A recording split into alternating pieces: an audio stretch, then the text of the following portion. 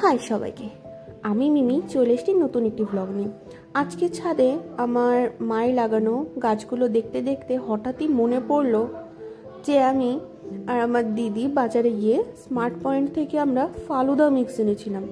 সেটা মনে পড়তে আমি চটজলদি নিচে এসে ফ্রিজ থেকে ফালুদা মিক্সটা বের করি। এটা ম্যাঙ্গো ফ্লেভারের এনেছিলাম, আরও অনেক ফ্লেভার ছিল, কিন্তু ভাবলাম ফার্স্ট ট্রাই তো ম্যাঙ্গো দিয়েই করি, দেখা যাক কেমন লাগে। তবে দেখলাম কি করে বানাই। তারপর আমি 1 লিটার গরম দুধে ফালুদা মিক্সটা ঢেলে দিচ্ছি আর নাড়ছি। ঢালতে ঢালতে নাড়তে হবে, নতটা জমাট বেঁধে যাবে।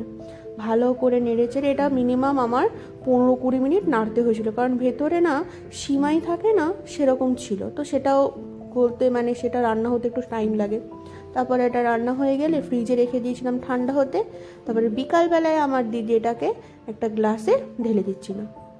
গ্লাসে ঢালা হয়ে গেলে আমার কাছে যেহেতু কোনো অন্য ফ্লেভারের আইসক্রিম ছিল না, তাই আমি এখানটায় বাটারস্কচ ফ্লেভারের আইসক্রিমটা ইউজ করেছি। আপনারা চাইলে ম্যাঙ্গো ফ্লেভারেরটা ইউজ করবেন, কারণ ওটা বেশি টেস্টি লাগবে খেতে। আমার কাছে স্কুপ আইসক্রিমের স্কুপ তোলার ওটাও ছিল না, তাই আমার দিদি চামচ দিয়ে ঢেলে দিচ্ছে। তারপরে ওপর দিয়ে কিছুটা পরিমাণ কাজু বাদাম দিয়েছিল, এবং এই ফালুদাটা খেতে খুবই সুন্দর ছিল।